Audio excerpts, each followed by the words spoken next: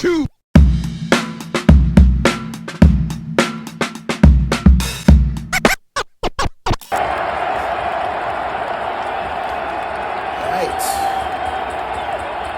What's up, y'all? Welcome back to moebigblue, episode 7. Wow, 7. In this episode, we talk about the Road to 53 roster. We preview the final preseason game against the New England Patriots here at MetLife Stadium, Jameis Winston trade, and more.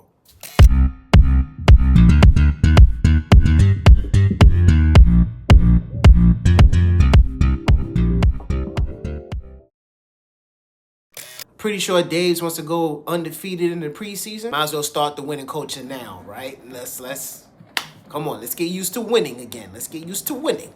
So just to recap, we won our first preseason game 34-25 against Buffalo. We won our second preseason game 31-12 against the crosstown rival New York Jets. Patriots coming to town having to win their first game 40-18 against our NFC East rival foes, the Washington Commanders.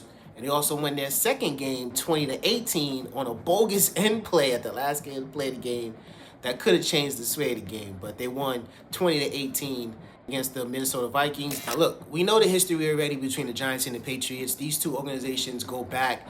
Their rivalries, they're intertwined. Their coaches are intertwined. So Super Bowls, we know the history, all right? The Patriots are a little bit in a rebuild this year. They also brought in a lot of free agents this year to try to increase the talent on their roster.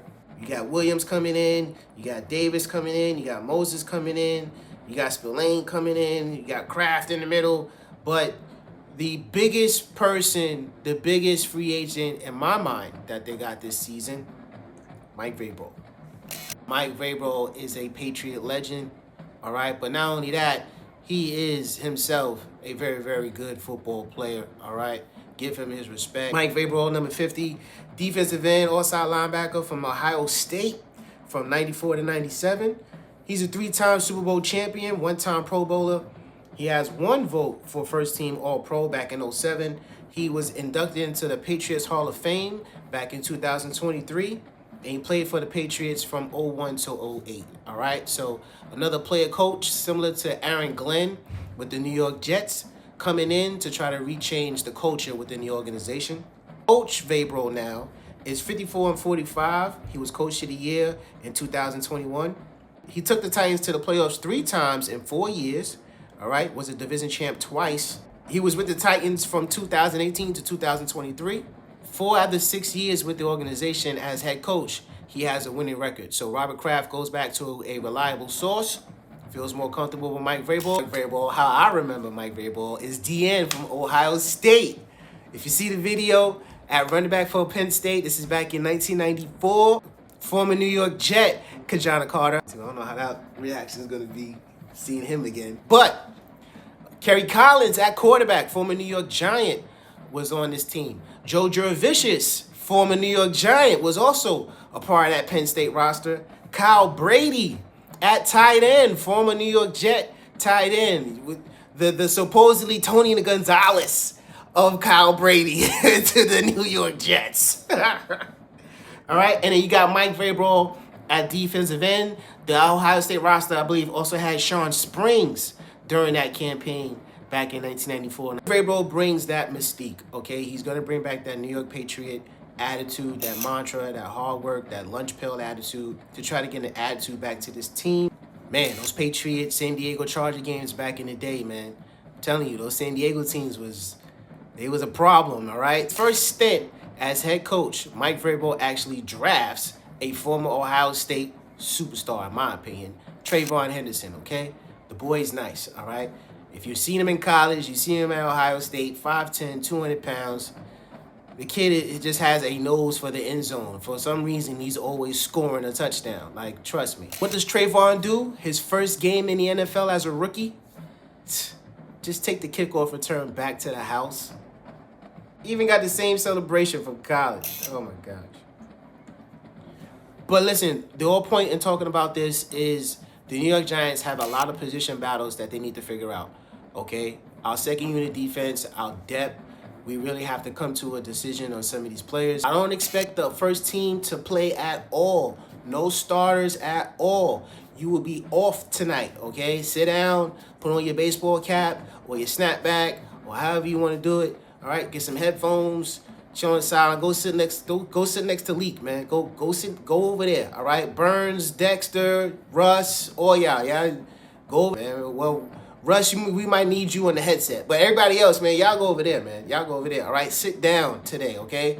This is the last game of the preseason. We have to gear up before the season starts. We need you guys 100% healthy, all right? So the people that pretty much we know are going to make this roster, and you're probably not going to see them play tomorrow night. I am looking forward to the depth chart battles between the positions. We have a lot of talent on this team that we need to figure out. We have people that have been putting plays on tape that, listen, I don't know who's staying. I don't know who's going. We don't have that many spots. 53 is 53. It's not 53 and a half. So, in other news, Jameis Winston and trade rumors. Jameis Winston trade speculation just won't die. Oh, boy. Nick Falauto. Oh, boy. Here's the assistant general manager, Brandon Brown, discussing the Jameis Winston trade rumors. Like a potential trade candidate. I mean, do you view him as like he has a role here no matter what? Would you listen just based on where you guys are at that position? I appreciate, people that are interested, but, Jameis is a New York Giant. With the way that he's gone about his business from day one, he's made it very intentional with the fact that he wants to be here and he wants to be here for the long haul. Teammates love him. His preparation process, whether it's the off-field things that he does in terms of community relations, Bible study, things in the locker room, galvanizing the group together, not just the quarterback room, but the offense as a whole. He's been comic relief, but he's also been a really good example of how to be a pro in handling your business in terms of prehab, rehab, post-game care. So I'm happy he's here, and he's going to continue to do those things. He hasn't wavered, and he hasn't been shaken by any distractions at all. I don't believe Jameis is going anywhere, okay? We need a veteran just in case Russell goes down. I love what Jackson Dart has put on film, okay? Let's slow down and remember, we ruined partly Daniel Jones, okay? Our offensive line was not the best, all right?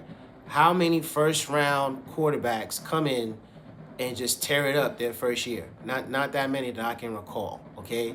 Just to start off with a rookie or put so much onus on the kid just for coming in. We don't want that, okay? We don't want that. Jameis is here for 2 years on a contract. I believe they keep him. This does mean that the roster of 53 is going to be a little bit tough because we're going to have to part ways with some people who we really appreciate their play as New York Giants. So the road to 53, quarterback room. Russell Wilson's going to be the starter. I hope he has a very, very good season. Let's hope that we can protect him. But I'm hoping the better that he plays, that we are not able to get any substitutions for a Jameis Winston or a Jackson Dart. Jameis Winston is going to be our quarterback number 2, just in case if Russ does get hurt. I believe Jameis comes in to take the actual role for the backup quarterback. I believe because it was preseason, they wanted to give the kid Jackson Dart as much playing time as they possibly could, just to see what he can do, or at least on an NFL level. I think we go with 3 quarterbacks in this section. Jackson Dart, of course, is going to be quarterback number 3. I think he comes in the event where it's a rout in either direction. Whether we're losing the game or winning the game in the route, I think then we'll probably see some Jackson Dart play. Or, to think very, very optimistically, if we're in a good position for the playoff run to solidify a wild card spot, then, of course, you'll probably see Jackson Dart play in a meaningless game that doesn't affect any seeding. The running back room. Listen, I think we have enough talent here. I'm going to go 4, okay? Obviously, Tyrone Tracy is going to be here. Devin Singletary, I think you still keep him because you need a veteran in the locker room just amongst the group. Cam Scatterbo is still coming back from a hamstring injury, so I don't want to rush him back. So you have to bring in Dante Miller after what he's put on film in preseason. This kid can play football, all right? He has the elusiveness. He has the speed. He has the awareness. I like Dante Miller. I hope we keep him. Receiving room. So we got Neighbors. We got Slay. Wandale. So after Wandale, here's where it gets interesting, okay? Bo Collins, you deserve a shot. Lil Jordan Humphrey, you earned your spot. Montrell Washington, you earned your spot, definitely. All right, Buffalo game and the Jet game. Put plays on film. Here's where it gets interesting. Jalen Hyatt, I believe, still makes this roster, and I believe we do take 7. I believe we go 7 here just because of the weapons that we do need to surround Russell Wilson. Not only that, to surround Jackson Dart, just in case in the event that he does have to play in this season. At tight end, Theo Johnson wins the starting role for me. Daniel Bellinger is going to be the backup. Chris Manhertz, you are on the bubble because I believe right now Greg DeLuch is ahead of you. Going to be interesting again with these position battles to see how things shape out. Right now, Chris Manhertz is out for my roster. On the O-line, listen, the entire offensive line has been stellar this preseason compared to last season, compared to the season before that, and the season before that, and the season before that. You get my drift, okay? Yes, we have definitely improved along the offensive line. We need to keep this group together, in my opinion, so we can keep some of the cohesiveness along the offensive line for the length of the season. At left tackle, Andrew Thomas is still very, very slow to come back, all right? He's still battling injuries, so he makes the roster, absolutely, but I don't believe we may or may not see him for week 1. We just don't know yet. They're keeping that information very, very close to the chest. Left tackle behind him, I would say the swing tackle that we brought over from Cleveland, Mr. Hudson. Yes, sir, you will be our left tackle. Left guard, we're going to go with John Runyon Jr. Behind him, we're going to go with Aaron Stinney. At center, we're going to go with JMS in the middle, all right?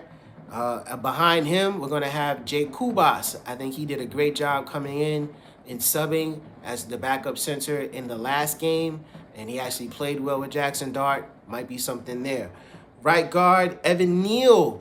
Congratulations, sir. All right, you played stellar this entire preseason. Looking forward to seeing what you can do in 2025. Greg Van Roten, absolutely. We're going to stick with the veteran just in case, all right? We need somebody just in case, okay? These guys rotate out. They take a lot of pounding along the offensive line in the trenches.